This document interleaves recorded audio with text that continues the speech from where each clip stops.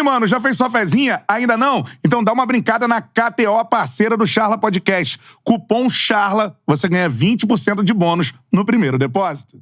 Agora, falando sobre a sua parte competidora, né? Porque eu citei aqui 8 títulos mundiais de jiu-jitsu. Você falou que nasceu aqui nos anos 80, já crescendo na década de 90, onde tinha essa popularidade do jiu-jitsu.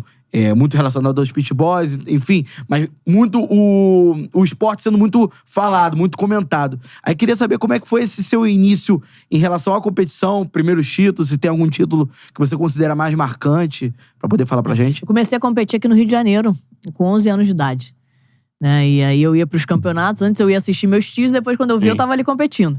E eu adorava a sensação da competição e da vitória. A vitória era uma coisa que eu ficava, nossa, adorava. E aí eu tava competindo, comecei a competir bastante. Com os 15 anos, eu já fui para campeonatos internacionais. E aí foi esse momento que foi um momento, assim, mais complicado, porque meus tios chegaram para mim falando assim, olha, Kira, já tá bom, você já competiu, já tá legal, porque, pô, esse caminho pra mulher é muito difícil. E assim, por um lado, eu entendo, porque a realidade daquela época realmente era essa, né? Você pensar numa mulher dando aula de jiu-jitsu, seguindo nesse caminho, ia ser difícil esse caminho. Mas, enfim. E aí eu falei, não, mas eu quero seguir isso, eu quero ser uma campeã, eu quero ser faixa preta. E aí continuei. Só que como meus tios estavam morando fora do Brasil já, ou em São Paulo, enfim, eu tava com a minha mãe aqui. Aí minha mãe falou, não, você vai continuar. Aí minha mãe foi super, né, deu um apoio. E eu continuei, eu ia bem, eu ganhava a maioria das competições.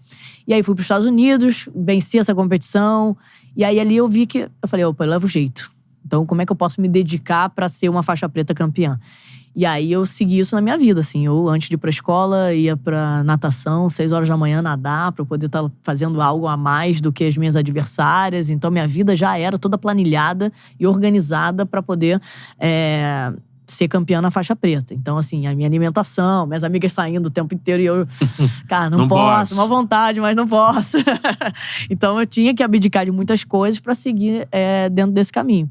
Agora... não é fácil, assim, a gente tem algumas questões, assim, tipo, premiação pras mulheres. Homem ganha 50 mil, mulher 2. Você fala, pô, calma aí. Ainda é assim? Não, agora melhorou, não tá exatamente igual, mas já deu Cresceu. Já tá quase igual.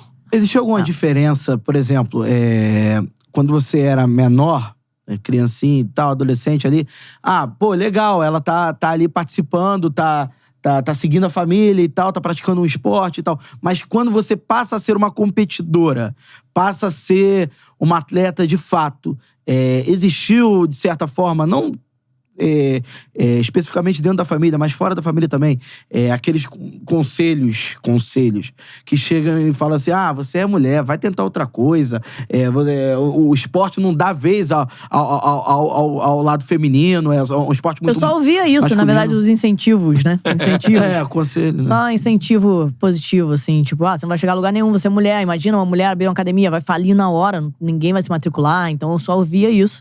É mesmo? E ao mesmo tempo, o que eu fiz, né? Pra isso, algumas vezes isso me botava pra baixo, mas eu falei assim, cara, quer saber? Eu vou usar isso pra me motivar e mostrar que eles estão errados. Pra ser a primeira, né? Já então eu botava, tipo assim, essa frase, ela vinha na minha cabeça o tempo inteiro. Às vezes, porque a vida do atleta é difícil. E uma atleta, mulher de jiu-jitsu, dificuldade de patrocínio. Então, às vezes, você fala assim, cara, eu tenho que dar aula pra caraca, tô treinando, tô viajando. Será que tá valendo a pena isso? Meu Deus, será que esse caminho é o certo? Será que eu devo ir? Então, aquele questionamento, aí eu vinha e falava, não, tem que provar que eles estão errados, calma aí, vou continuar. Então, isso me motivou muito a realmente seguir nessa minha carreira. E aí eu comecei a ganhar os campeonatos maiores, aí eu virei campeão mundial com o kimono com 19 anos, com 20 foi 2004. 2004 foi meu primeiro mundial usando o kimono. E aí, 2005, eu unifiquei os 2 principais títulos, que era o Submission e o Mundial de Kimono. E aí, a partir daí, eu consegui, né, seguir aí nessa... Até conquistar todos os títulos. Aí me tornei Hall da Fama, agora, né, há pouco tempo. Caramba! Vai fazer 2 anos aí que eu entrei pro Hall da Fama, unificando os dois maiores títulos dentro do jiu-jitsu. Hall da Fama do jiu-jitsu. Hall da Fama do jiu-jitsu. E a primeira mulher? Eu sou a única mulher a unificar os 2. Caramba. Então, assim, eu sou a única mulher a ter os 2 títulos. Nossa. Né? Depois de ser premiado, por exemplo, assim, nada mais é que o reconhecimento do seu trabalho de uma Sim. vida inteira. Sim. Tá falando sobre Dedicação, como ela trabalhava, como ela fazia natação pra complementar aquilo pra poder ser um diferencial. Quando a ficha caiu, já caiu, e se já tiver caído, como Já rolou é a que... cerimônia, já? Já rolou. Foi em Las Vegas. É. Foi muito legal. Ela Foi muito é bom. grande. Como assim, quando você para e pensa assim, às vezes, refletindo sozinho e tal, qual é o seu sentimento quando você vê que conseguiu tanto, assim? Quando eu paro e penso na minha carreira e todas as dificuldades, assim, eu falo, putz, ainda bem que eu continuei. Sabe? Ainda bem que eu não desisti. Porque hoje, na verdade, tudo que eu conquisto na minha vida foi por conta dessa trajetória. Sim. Da resiliência, de você, putz, tá lá embaixo e ter que dar a volta por cima, de perder, de ganhar, e de, achar que as coisas não vão dar certo. De repente, elas dão porque você acreditou e você seguiu em frente. Então, eu aprendi na minha trajetória como atleta que você não pode ficar ligando pro que as pessoas falam.